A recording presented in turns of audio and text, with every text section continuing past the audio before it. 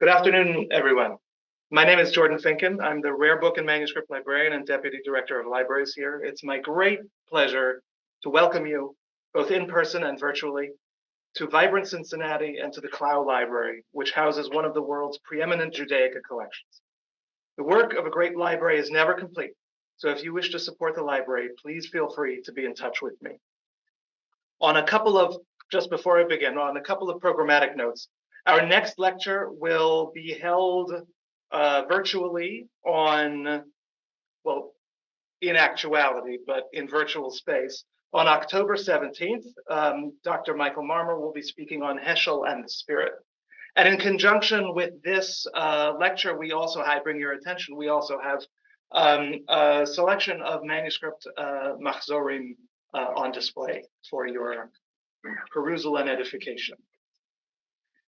As we begin our run-up to the days of awe, we thought it would be apt to provide a day of awe-inspiring. So today's talk will explore the evolution of the High Holiday Liturgy and its physical manifestations from Kaifeng to Cairo and beyond. And to lead us on that exploration, we are honored to welcome an illustrious scholar on the subject. Dr. Sarason wears many hats. He is director of the Pine School of Graduate Studies, professor of Rabbinic Literature and Thought, the Deutsch Family Professor of Rabbinics and Liturgy here at Hebrew Union College, where he has been a faculty member since 1979, and where he was ordained 5 years before that. The author of numerous scholarly articles and books dealing with rabbinic literature and Jewish liturgy, he has most recently translated and annotated tractates Brachot and Demai for the Oxford Annotated Mishnah, an immense and immensely valuable resource published last year. In addition to Dr. Sarason's significant contributions to scholarship, most germane to today's subject are his efforts surrounding contemporary Reform liturgical practice. He currently serves on the CCR Worship Committee and has served as vice chair of the Reform Movement's Joint Commission on Worship, Synagogue Music, and Religious Living. He worked as a member of the Siddur Editorial Advisory Committee that oversaw Mishkan Tfilah and was a special advisor to the editorial board that produced the current Reform Mahzor Mishkan HaNefesh. Dr. Sarason's erudite understanding and deft hand are ideal to lead us today. And speaking of deft hands, our head of public services, Abigail Bacon, will be snaking through with manuscripts from today's lecture, like a Sefer Torah through the synagogue. And I entreat you, however, to look with your eyes and not with your hands. We are good shepherds of our materials, and we want them to last for generations to come.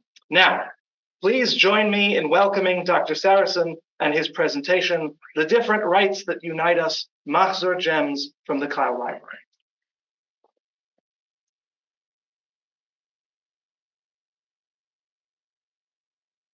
There we go. Can everybody hear me? Yes. Okay, good. Some of us in this room, some of us online, of course, are preparing to lead services for the high holidays. And this is the time of year when we all go back to the Mahzor and refresh our memories and work through things. There's a famous contemporary riff on a Hasidic story in which a prayer leader is hurrying to the synagogue to go through his Mahzor, and somebody says to him, "Why are you in such a hurry?" And he says, "Well, I need to review the Mahzor. After all, I'm going to be leading the services this year." The person says to him, "But the Mahzor is the same as it was last year." And he responds, "The Mahzor may be the same, but I'm different, right?" Well, I'm here to tell you that the Mahzor is also different. Maybe not from last year, but one of the things that the Klau Library and our incredible holdings can show you, and we'll show you today, is how the Mahzor has evolved over time. The Mahzor, of course, the word means cycle, something that we return to, and refers to the cycle of the Jewish liturgical year. The Ashkenazic community is the only community that distinguishes between a Mahzor and a Siddur being the liturgy for the weekdays and Shabbat, and the Mahzor being the liturgy for festivals. All of the other rites use the term Mahzor for the entire year. So what we're going to do now is share a screen.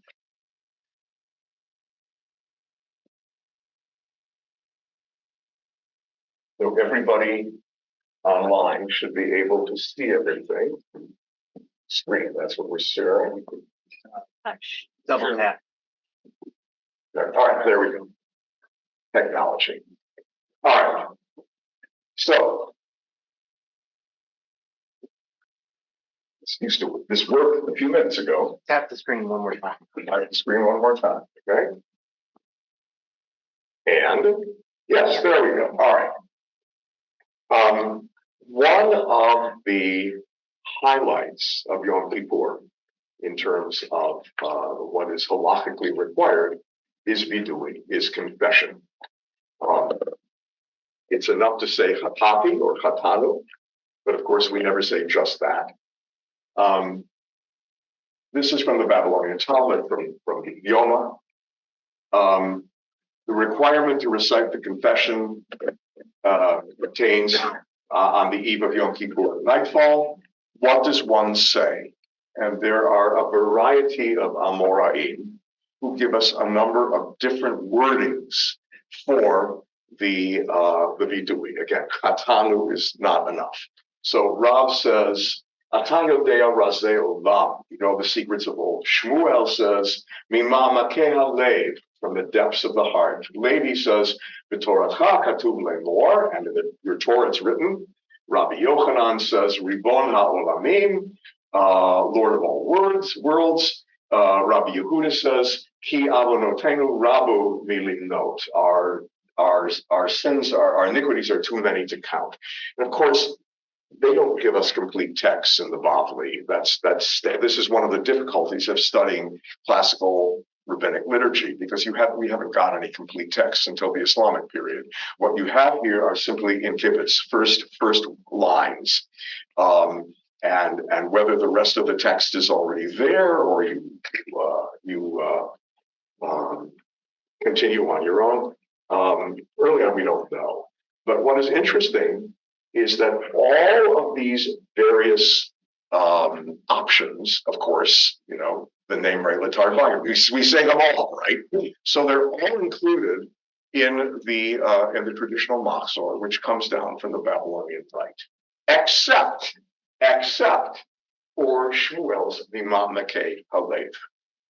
And in the very first volume of the Hebrew Union College Annual in 1924, Israel Abrahams wrote an article based on one of his findings in the Cairo Genizah materials, The Lost Confession of Samuel.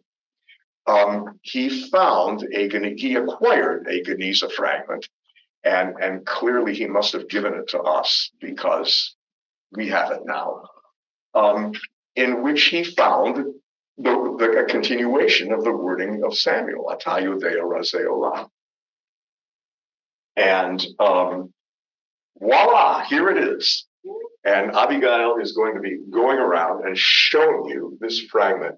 This one is bound together with an off-print of Israel Abraham's article. We wouldn't do that anymore because that's not how you handle Genizah fragments. But the fascinating thing about this fragment, look at those of you who are here in person can see this going around the room. Here it is up on the screen. First of all, look at the scribal quality of this manuscript, right? Square letters, very clear, some of it vocalized, some of it not. Easy to read, no problems. And here, voila, Ata Yodea Ma'ameke Lev, the Sitre Klayot Ata Makir. You know the depths of the heart and the secrets of the innards you fathom. The imaginings of all creatures are revealed before you, and our designs are not concealed from you. Forgiver of iniquity and transgression, you are called. You are Adonai, our God. You know that our end is the worm. Our iniquities we confess before you, Adonai, our God. Incline your ear to our plea. That is the full text of Samuel's vidui. Okay, and the interesting thing about this manuscript, okay, most of the manuscripts that we're going to be looking at from the Cairo Genizah, which are fragments of prayer books that were used in Cairo, in Fostat, Old Cairo, do not list the entirety of all the prayers. They assume that you already know the ones that are recited on a daily basis, and they say, you say this, and then you go on and you say that, and these are the insertions that are specific to the occasion. That's what they give here. And the stage direction, shall we say, the rubrics are all in Judeo-Arabic, and the texts are in Hebrew. So there is actually a Judeo-Arabic rubric there.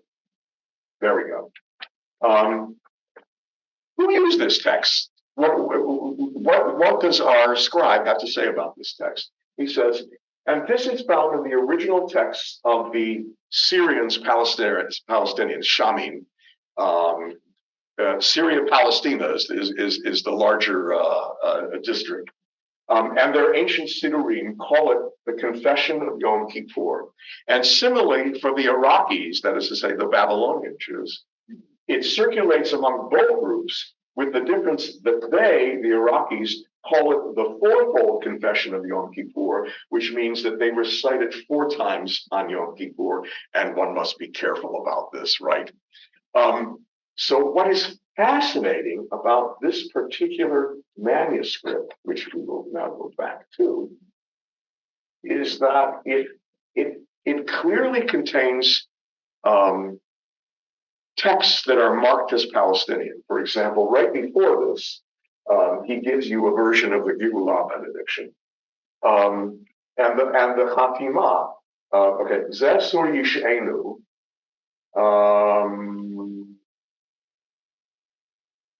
It's hard to read this. Okay, that's the Chatimah for this benediction in Eretz Israel. In Bavel, as it is done today, it's Gaal Yisrael. So clearly, this is it's an Eretz Israeli text, which also takes note of the Babylonian minhagim as well, and that was the community in Fostat at this time. There was a Palestinian group and there was a Babylonian group. And what we find in the Cairo Genizah, there are more fragments of the Babylonian rite than there are the Palestinian rite. And we also find mixtures of the two, where the two communities are sort of taking things from each other. The Bidui of Samuel. And interestingly enough, the rest of this bifold, it's 4 sheets, and clearly there were other sheets in the middle, gives us more prayers for Yom Kippur, a lot of slichot, and here actually on the other side we have, here it is. Hashamnu Bagat. Sorry, Hashamnu Bagal. I'm sorry. Let's go back. Trigger finger. Hashamnu Bagat. Oh, I must be too close to this. Hashamnu Baganu Gazal. I breathed on it, right? Ibarnu Dofi. So that's the piyut, the alphabetical piyut, the short vidui that we all know. So there's a whole mixture of things in this text. Okay, and this is the other bifold.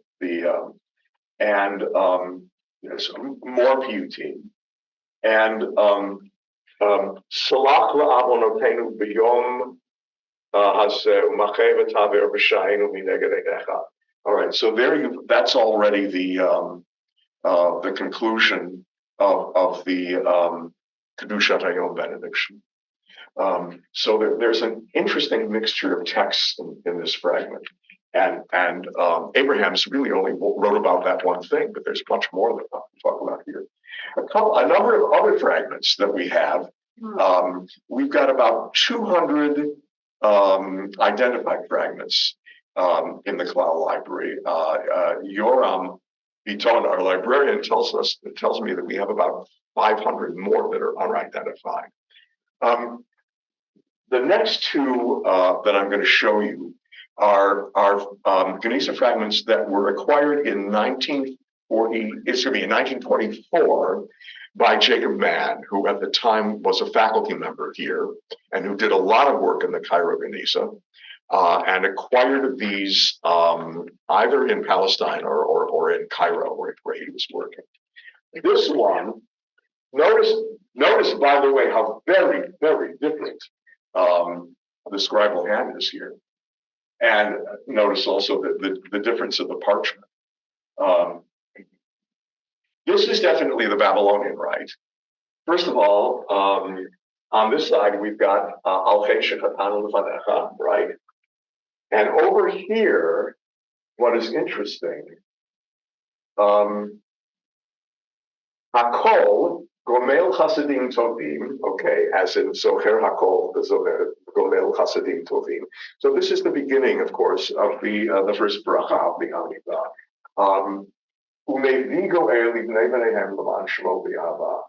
Okay, that's the Babylonian wording. So this particular fragment is Babylonian. And you can see this one is torn on the outside. Moving right along. A little help from our friends here. Okay, good. This is another Genizah fragment that was brought back from Cairo or Hebron or where, probably Cairo, in 1924 by Jacob Mann. This is again, it's a bifold. This is definitely the rite of Eretz Israel. This is the Rosh Hashanah Kedushat Hayom because it has the wording that we know from other fragments that are Eretz Israeli. Okay. Ata bacharta b'Yisrael amecha. Yes. Mikol am v'zera yeshurun ratzita mikol vashon. That's the language of Minhag Eretz Israel. The language of Babel is ata b'chartanu mikol amim ahavta otanu ratzita. Okay. So this is another fragment from Eretz Israel. And it continues, Ana Eloheinu Ya'aleh Yavo. All right, so this is a continuation of the Rosh Hashanah Kedushat Hayom. This is the flip side, where what we have is the Yom Kippur Kedushat Hayom. Again, remember there were pages, there were bifolds in the middle of this. This is one bifold from a choir. Eloheinu v'Elohei avotenu salach la'avonotenu v'yom hazeh macher v'haber b'sha'enu mineged einecha. That's Yom Kippur, obviously. This is also Minhag Eretz Israel. And again, it's a beautifully written fragment. So now we, as Dr. Finkel suggested, now we move from Cairo to Kaifeng. Okay. As you know, there was a community in Kaifeng, China, of Jewish traders who came to China along the Silk Road. They were Parsis, they were Persian Jews. There were Persian Jews who settled in India, who became the B'nai Israel, and there were others who settled in China. How do we know that they were Persian Jews? Because their liturgy corresponds verbally to the prayer book of Persian Jews. I'll show you a couple of examples of this. So missionaries in the 17th century and 18th century and 19th century acquired all of this material, and we acquired all this material from them. Okay, so there are what Abigail is. You know, the interesting thing about these is that they're like fans. You know, they don't bind their books into codices like we do, right? It's like fans, so that you unfold them, right? These are now bound as codices, but and it's on very thin paper, and it's been reinforced on both sides. So this is a Yom Kippur Amidah. And the interesting thing is, it begins by listing all parts of the service that you already know, right? We do this, etc. We do this, etc. We do this, etc. Okay, then the text that they give you are the things that are distinctive to the day. They're saving paper, right? And scribal ingenuity. Okay, Eloheinu et Yom Tov Mikra Kodesh hazeh et Yom Som HaKippurim hazeh l'mechila l'slicha l'kapara, etc., etc., etc. So that's Kedushat Hayom. And further along here, Eloheinu v'Eloheinu mechol la'avonoteinu b'Yom Som HaKippurim hazeh. Okay. And Eloheinu v'Eloheinu maloch al kol ha'olam kulo v'chvodecha. Again. Texts we're familiar with. Okay, the Persian rite is a descendant of the Babylonian rite, so there are going to be more familiar locutions than there are in the Eretz Israeli rite. So here is here's the beginning of the Vidui. Okay, you have your Amidah. Yisrael v'shalom, etc. Ana Eloheinu v'Elohei Avotenu tavo lefanecha tefilatenu ve'al titalem malkeinu mitchinatenu she'ein anachnu, etc. Aval chatanu anachnu v'avotenu ashamnu v'gadnu gasonu. Okay, so same text. Notice the handwriting, by the way.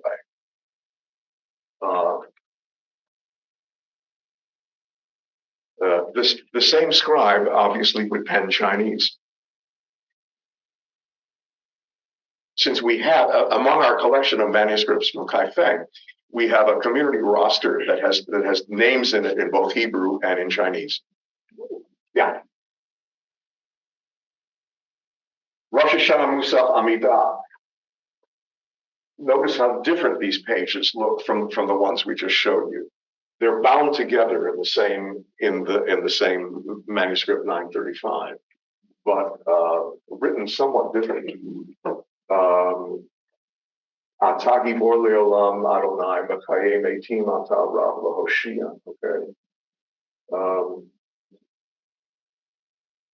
Ha'el hagibor v'hanora el elyon lomeo chasadim tovim. V'konei hakol zocher hasteavot umerachem al b'neihem umevigo el zaram achareihem. Okay, that is a different text from what we know from the Ashkenazi rite. That's the Persian rite. If you look at a manuscript of the Persian prayer-book, which I have done, that's the language there, which shows that these guys were from Persia originally. Which is not surprising. Okay, and then another page. Notice how this is spread out. Rosh Hashanah Musaf Amidah. Ata v'chartanu mikol hamim. All right, and then u'mivnei chata'enu galinu me'artzenu. Okay, that's Musaf.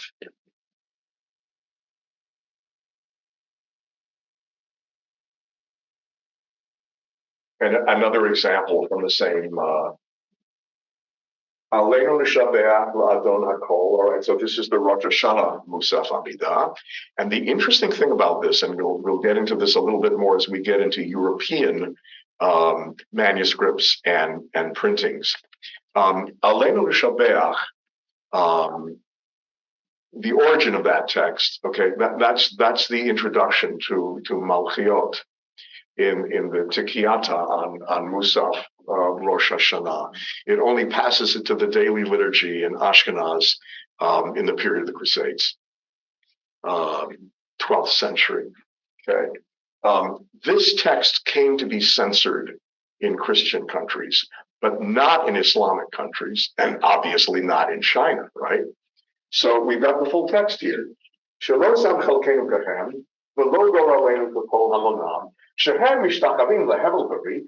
ומתפללים אל אל לא יושיע, ואנו משתחווים לפני מלך מלכי המלכים. So the vav there in va'anu or va'anachnu actually is not conjunctive. It is, yes, it is oppositional. They do this, but we do that, right? Good for us. That's the idea here. We'll see some censored versions of this a little later on. Okay. Moving right along so that we stay within our time frame. Okay. This is a beautiful illustrated, or actually it's the title page really that is colored. This is a manuscript from the 18th century. Bassano is one of three Piedmont. The Piedmont region is the northwest part of Italy that borders on France.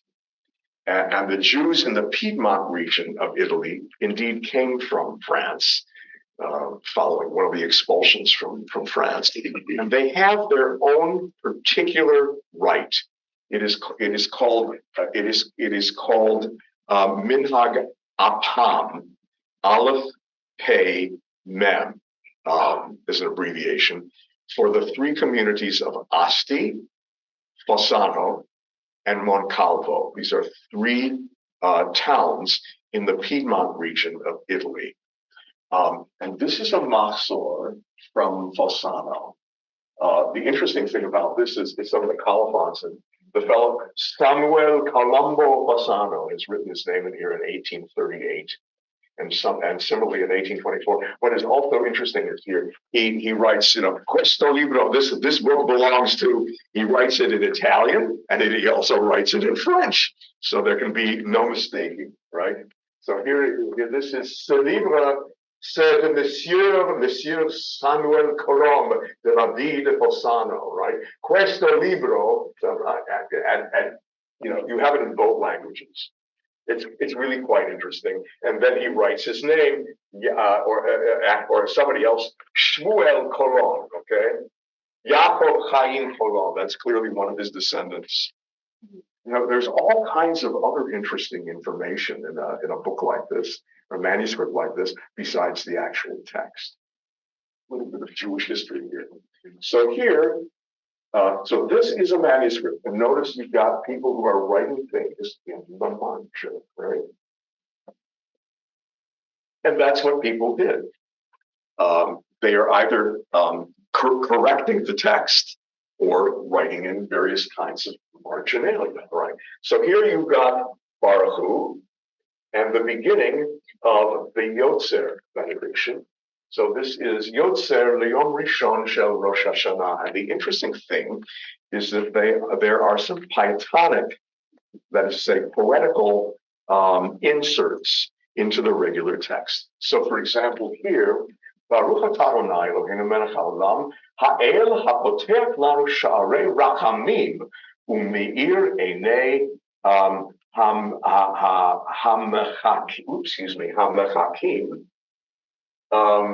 Hamachakim lo, okay, and then Yotzer or Vorei Choshen or Shalom Vorei Kol. So you've got the God who opens for us the gates of mercy and compassion, and enlightens the eyes of those who wait for Him.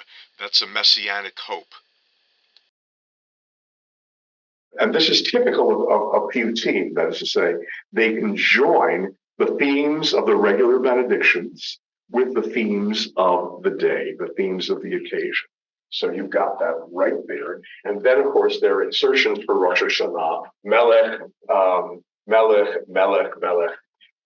Malchuyot,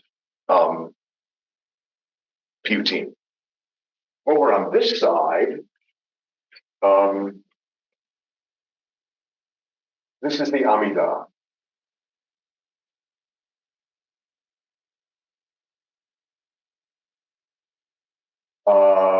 And the beginning of Atavachartanu B'Kol Ha'amim. Okay. So their rite is the French medieval French, which is it's very close to medieval German, but with some differences. Oops. Oh, there we go. All right. Some more pages. So here's Unetana token. And what is interesting, and notice that, by the way, the extent of the things that have been written in. Somebody left something out, so it's written on the side. And there are other things that are written over here, here, and here. Unetana token kedusha hayom, ki hu norah hayom, uvo not titnase, but tinase malchutecha. Somebody corrected the grammar, or put it. The chotem, the zocher, but not tiskor, but the zocher, so that the poetic equivalence remains, and a number of things along the way here. And up here, we've got Aleinu l'shabeach. What is interesting here is that this manuscript has been censored. This is from Italy, right? And this is from the 18th century. You bet it's been censored. Okay, so here's how it's been censored. Begoralenu kepol hamonam blank.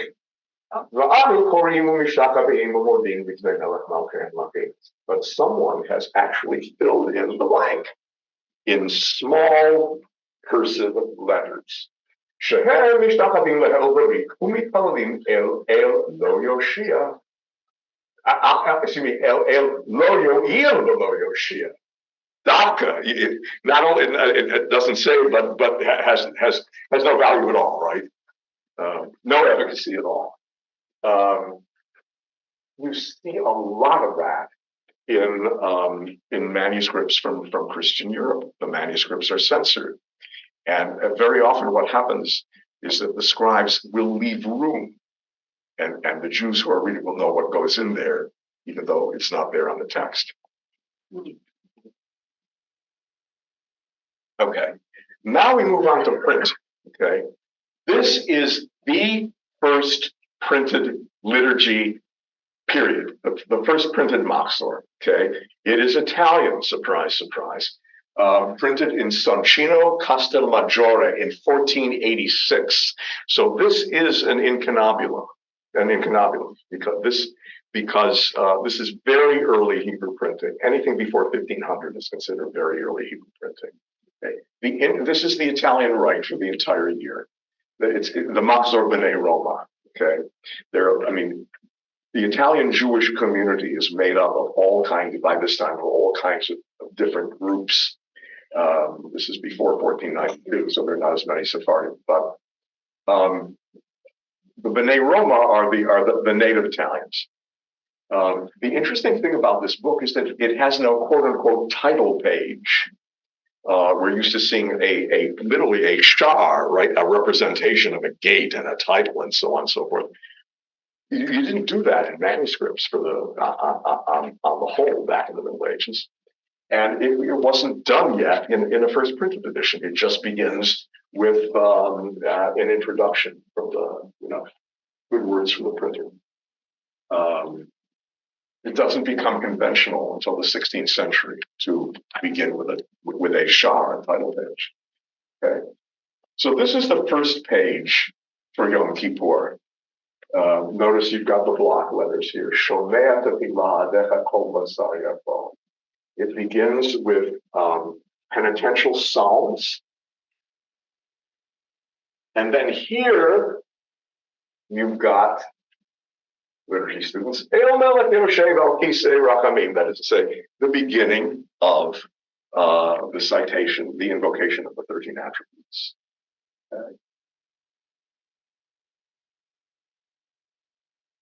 This is the Rosh Hashanah Amidah. Notice again that the first words are set in large blocks. That becomes standard in these texts, so that you don't simply have run-on paragraphs. Okay. Notice, by the way, that Eloheinu each time is written with a dalet instead of a hey, so that you're euphemizing.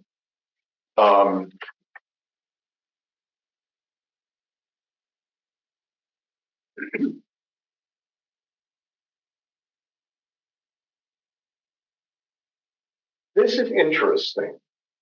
Okay, that we're used to seeing in the Amidah during the 10 days of repentance insertions into most, if not all, of the brachot.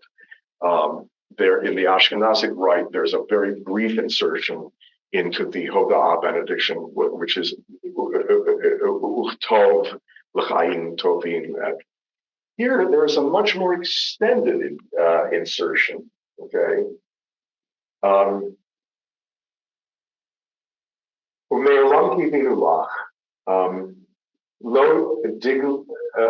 Lo dechal matanu Adonai Eloheinu velo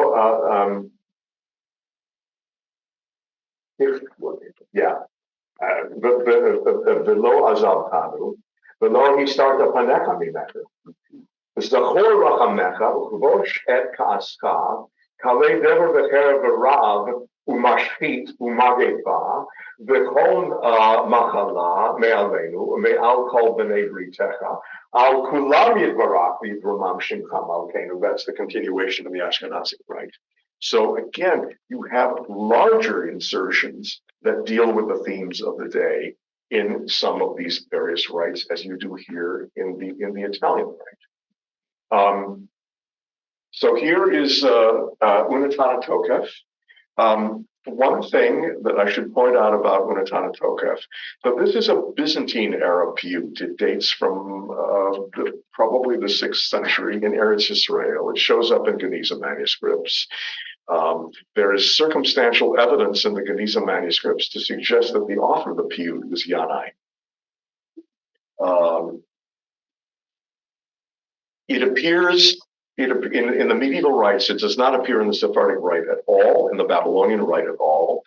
It is taken over in Ashkenaz, ultimately from Eretz Yisrael, possibly through Italy, because that's how rabbinic culture moves into Ashkenaz, into the Rhineland.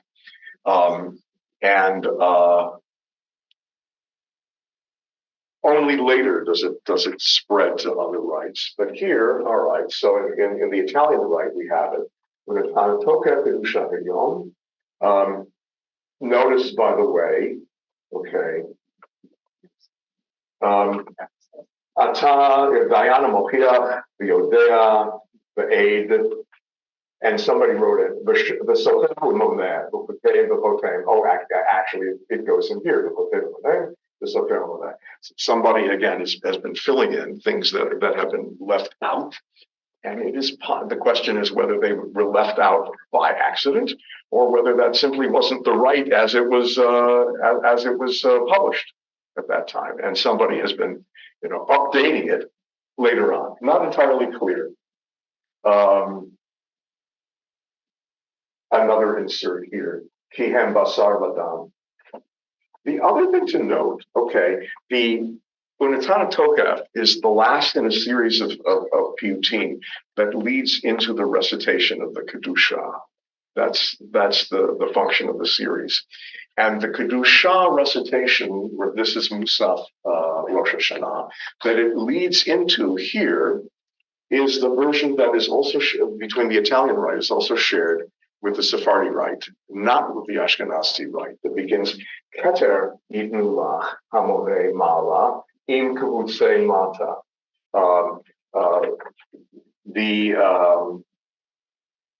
The folks down here and the folks above, the angels, brought to God a crown.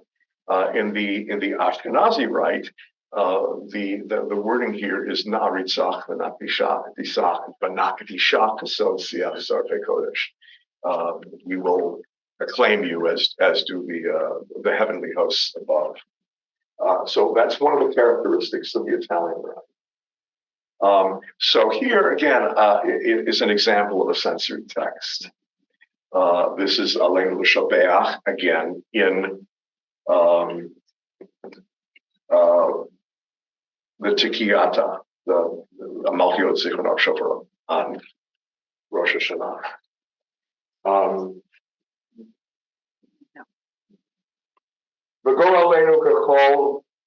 And this is a characteristic of in justifying the margins on the right side.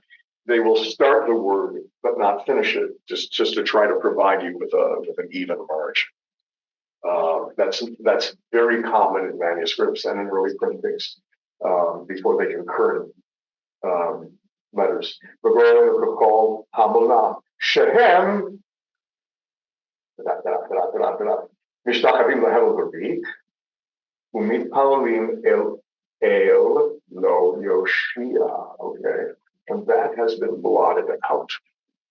Okay, va'anu korim mishtachevim, etc. Now the college owns 2 copies of this first Mahzor. One of them was printed on vellum, which is the early technology. Vellum is basically kishka. It's the intestines of animals, and it preserves immensely well. The vellum books that date from the early years of printing survive in fabulous condition. We also have a copy of this same Mahzor, one that was acquired in the early 1950s by Isaiah Zona, who also was a faculty member here and worked at the library. He was a librarian on paper. Okay, and here's what that looks like in the paper version. It has been entirely blotted. It has been entirely blotted out.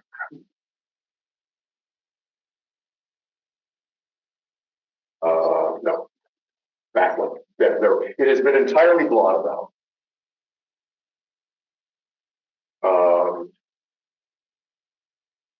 And written over it.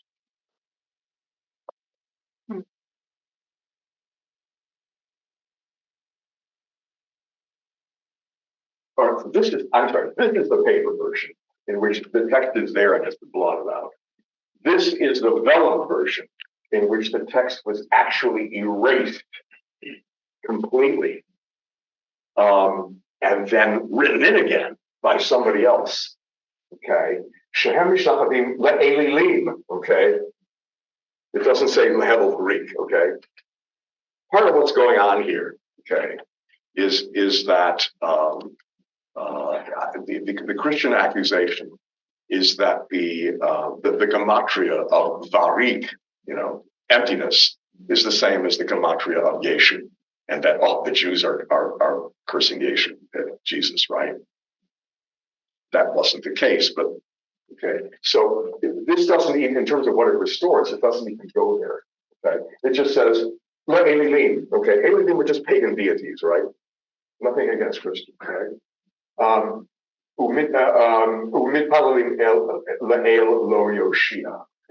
Again, it's interesting how even when they fill things in, they're still being a little bit on the coy side.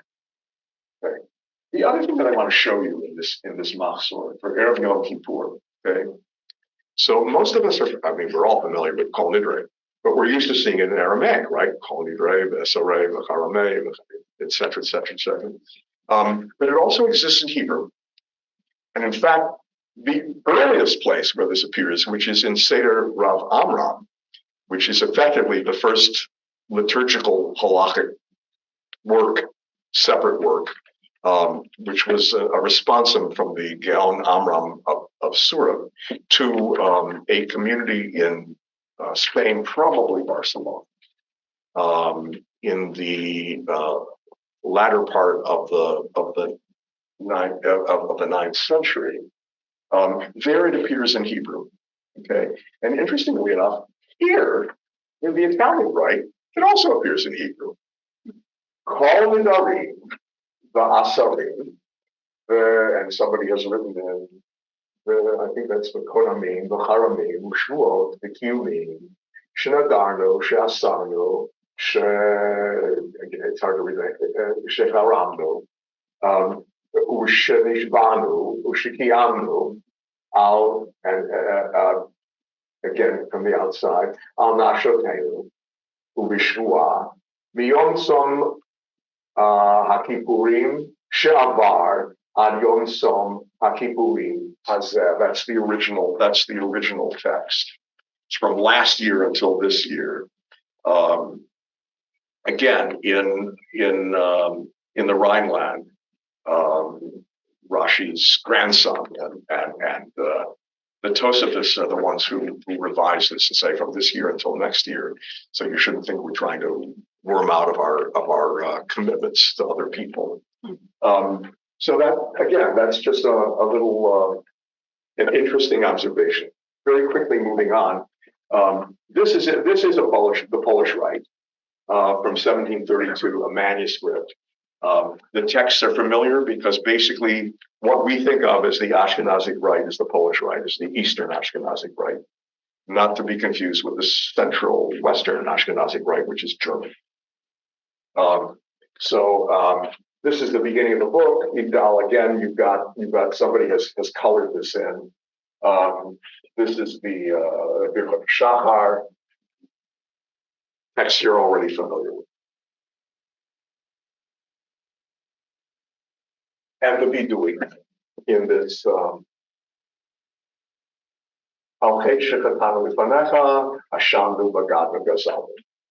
now we're dealing with, now we're in familiar territory. Okay. And finally, last but not least in our liturgical peregrinations, we happen to have, as part of Reform history, actually, in the Birnbaum collection of musical manuscripts, we happen to have the organ loft manuscript from the Hamburg Temple, which was the first ongoing Reform congregation in Europe. Hamburg started in 1815, 1816, and continued through really 1938, 39, when the Nazis just destroyed it. So here, as you can see, all right, so there are your German hymns, right? Foursquare, Lutheran. This is, again, you don't have words because this is for the organist. But also in this book, toward the end of the book, which is very interesting, we've got basically, okay, some of these are harmonized, but basically what we just have are melody lines for chants from the High Holidays from the Spanish-Portuguese Rite. So the interesting thing about this is the earliest recorded Western musical notation of the Western Sephardi Spanish-Portuguese Rite in existence. From Hamburg, from a Reform congregation, which was mixed Ashkenazim and Sephardim, and for mostly the first century of their existence, their Chazanim were Sephardim. And so the nusach that they used was that of Western Sephardi, Spanish-Portuguese. So here, for example, is El Nora Alila. El Nora Alila, El Nora Alila, Hamselanu Mechila, Bisha'ata Ne'ila. It's somewhat familiar. It has the shape of some of the other melodies that you're familiar with. Last but not least, Edwin Sarusi, who is an ethnomusicologist at the Hebrew University, particularly interested because he is himself of Sephardi extraction, in researching the music of the Sephardim. He came to our library and published a book with the Hebrew University Press, Magnus, Spanish-Portuguese synagogue music in 19th century Reform sources from Hamburg, ancient tradition in the dawn of modernity. So he looked at these manuscripts and other things and wrote them up. So that is how literally scholars from all over the world come here to use this collection. It is a treasure, and we don't want to keep our light under a bushel, as they say. You should know what a treasure we have here. And that's why I always take all my classes into the rare book to show them this material, right? This is our patrimony. This is our nachala, our inheritance. And as great as it is to see it digitally, it's even better to see it in person. So please, come and explore the treasures of the Klau Library. And with this, I will conclude my presentation and ask if there are any questions.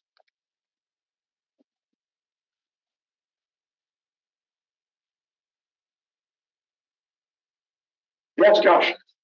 So in the passage of Aleinu, you showed the passage that was The censored passage. censored passage. Yeah. I've seen a lot of communities reintroduce that back in. Correct. But I think it's still accepted in Reform liturgy to keep it removed. Correct. Why do you think we have accepted to leave it out? Well, first of all, Aleinu has a somewhat tortured history in the Reform movement to begin with, because it was omitted from many of the 19th century prayer books, precisely because it was felt that that first paragraph was excessively ethnocentric and perhaps a bit xenophobic and not friendly to our neighbors. So what you will find actually in Reform prayer books are paraphrases of that in the vernacular. Don't even have the Hebrew, or where the Hebrew was restored, alternatives that include. So Geiger in 1854 kept the prayer in, but eliminated the offending materials and put in something else, so in more. It was so Shelo Asanu, Kagoye Haratzot, etc. was reinserted by Chaim Stern in Gates of Prayer in 1975, but he also gave you alternatives for that, and that's the same thing with Mishkan Tefillah. In fact, a decision was made at the last minute that should not, of the several alternatives that are given in Mishkan Tefillah, that should not be the default. And that's why it's at the bottom of page 586 instead of at the top, which is where it was in the drafts. So the censored part is you're not going to find that put back. It's too contested. Okay. Other questions? Anything from online? Anything in the chat? Nothing in the chat, but someone has raised their hand. Okay. I will allow them to unmute. Sounds good. Hi, very, very interesting. My name's Alex Klein, and I'm from Manchester, UK. And thank you for very interesting talk and discussion.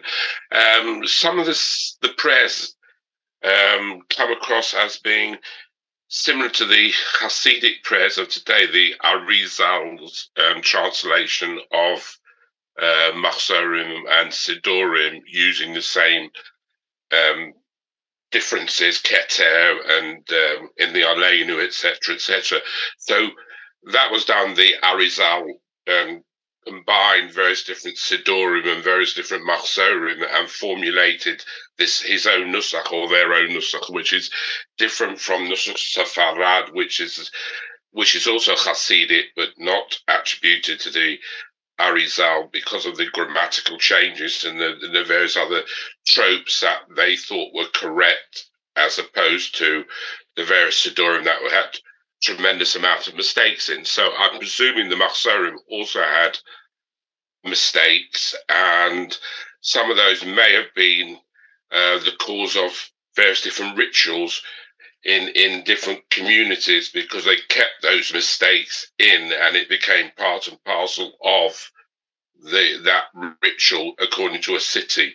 Maybe Rome was the same as opposed to the other Italian cities, and so on and so forth, because there were different communities within communities that had their own rites, as opposed to the country rites. Right. Remember, there was no country before the 19th century, right? Italy was not a country before the 19th century. And so on. Yes, Alex, that is correct. So the so-called Nusach Ari, of which there are various later Toledot, because the community in Sfat was a mixture of Ashkenazim and Sephardim. The Ari himself was Ashkenazi. So what comes down to us as Nusach Sfarad, what comes down to us as Sidur HaAri and also Nusach Sfarad and Nusach Chabad and so on and so forth. These are mixtures of Minhag Ashkenaz and Minhag Sfarad. So yes, they and Nusach Sfarad is not the same thing as Minhag Sfarad. Minhag Sfarad is the Sephardi rite.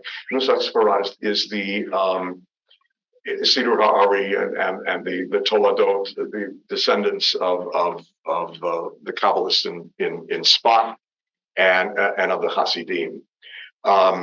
So it's a mixed nusach. It contains some things from the Ashkenazi rite and some things from the Sephardi rite. What is interesting, of course, is that under the influence of Nusach Sfarad, particularly as it has been set to music by folks like Shlomo Carlebach, it has also entered the Reform prayer book, right? Think of okay,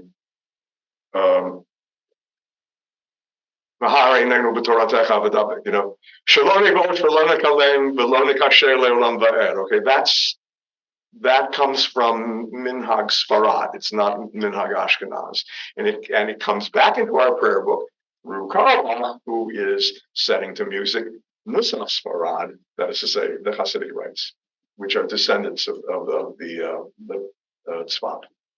Yeah, thank you, Alex. Very good observation. We have another question if you want. Sure.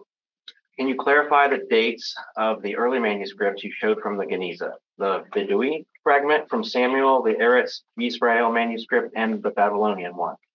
That's an excellent question, and the answer is only approximately. Okay, the earliest manuscripts in the Genizah come from around the year 1000, or some a little bit earlier than that, but most of them, particularly and including these, are somewhere between the 12th and the 14th century. So I mean, and I'm not a paleographer. That is to say, the actual dating of these fragments is not that's not in my area of specialization.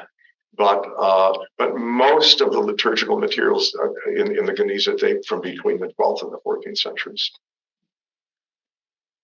Okay, let me turn myself on. Thank you, Rick. That was fantastic. I am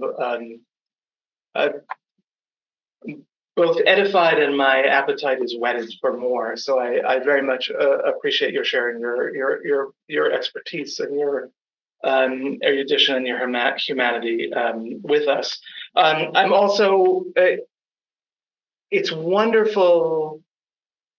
It's wonderfully, dare I say, illuminating to see that these are texts and traditions that are, while they exert authority, they are still fluid, and they provide effectively wells of resources from which to derive continued spiritual and liturgical vitality.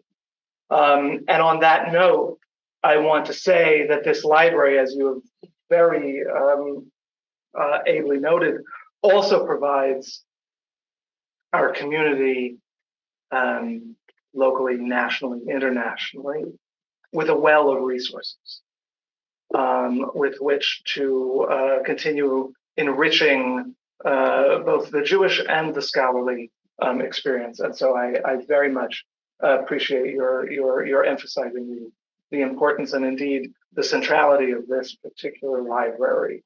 The uniqueness of this And the particular uniqueness library. of this library to that reality and that continued revitalization of energy. So thank you, everyone. Thank you for coming, both online and here, and thank you to Dr. Sarason for his thoughts and observations. And with that, I'll bring this afternoon's session to a close. Thank you very much.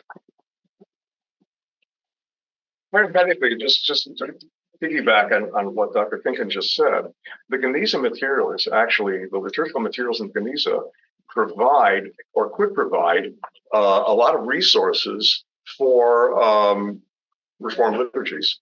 Dahlia Marks has written about how this is being done already in Israel, and it's being done a little bit less in North America simply because of the lack of Hebrew literacy in most of our congregations.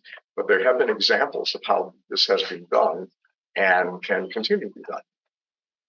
Okay.